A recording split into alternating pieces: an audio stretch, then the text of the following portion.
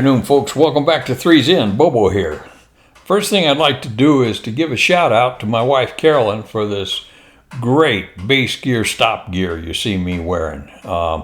Unbeknownst to me, she went shopping on the site, and I really like it. Nice long sleeve shirt. Us older folks tend to get chilled. At any rate, just a shout out and a heartfelt thank you. So that being said, first story I have for you this afternoon took place in Kadena in mid to late 40s. My father-in-law had been stationed there, and he was flying P-51s, a fella named Bobby Meade. And one afternoon, they had another squadron of P-47s come in from someplace or another, and of course, everyone ends up in the bar on Friday night. Okay, good deal. So after a few pops, they get to talking, and I imagine the banter was not much like what we used to see between tweet drivers, 38 guys, between F-15, F-16 guys, F-4 guys, and the F-111 guys. It's just incessant bantering in the club.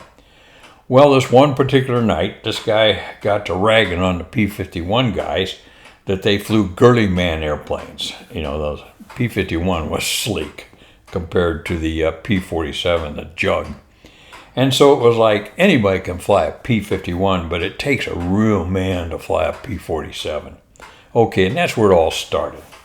So after a while, one thing got to another, and thank God there weren't any fist fights, but not that evening at least. But then Dad happened to say, I don't see what the big deal is.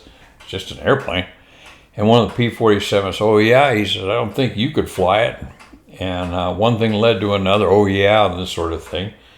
Finally, one of the P-47 guys says, if you got the courage, he says, show up tomorrow at base ops at 9 o'clock and we'll see just how good you are. Back in mid-40s, late 40s, through the 50s, I think you could do this and get away with it.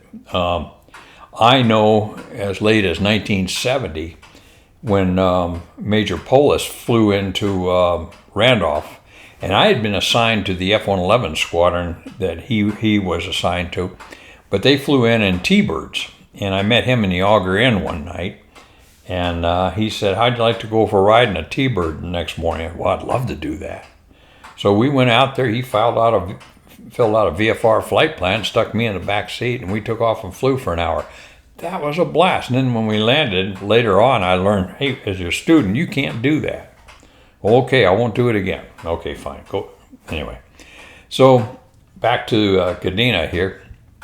Next morning, Dad wakes up, he thinks to himself, oh my God, what have I done? But he can't not show up. So he puts on his flying costume and headed down to the base ops. And sure enough, there were handful of P-47 guys sitting there, and there was a nice shiny P-47 on the ramp. Now Dad walks over, and a little bit of banter going on, and Dad walks over and looks at it, does a walk around, and one of the pilots was pointing out things to him that he ought to kind of know. He said, okay, good deal. So he climbs up on the airplane, climbs up into the cockpit, sits down, straps himself in, turns on the battery, I guess, or something like that. And he says it dawned on him. He looks down to the crew chief and goes, come up here a minute. So the crew chief hops up and leans in. Dad says, how do you start this thing? So the crew chief chuckled a little bit, showed him how to start it, so he gets it fired up.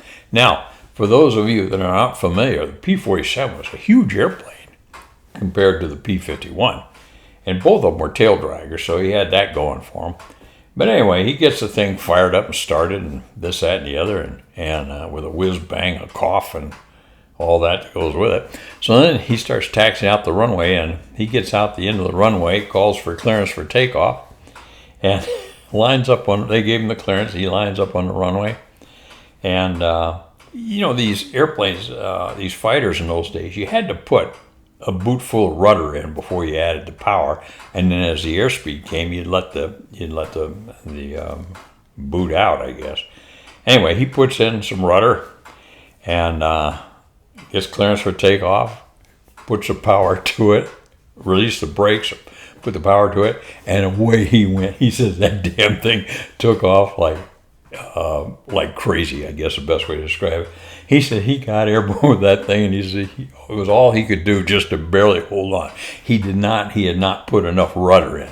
So that thing takes off, and as he gets it airborne, it just takes across the infield. And he says, Bobby, he says, I was just hanging on for every bit I could. He said, I just want to keep that in the air. Finally, he said, when the heart came back in my chest, I managed to get the gear up and the flaps up. And he said, then I decided to go out and fly around a little bit. He says, more or less the hard part was over. He said, I just needed to fly for about an hour to get my nerves calmed down. He said, oh, good God. He said, was that ever an education?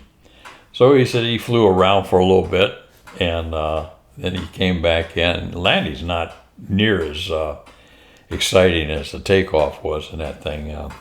But he managed to come in and land, taxied up, and they all congratulated him. And they said that was one of the most exciting takeoffs we've ever seen in one of those airplanes. He says, yeah, I know. But anyway, that's back when you could do things like that, and nobody got too excited about it except Dad. Anyway, that's World War II offering I have for you this morning. Hope you enjoy it. Good to see everybody. This is Bobo Base Gear.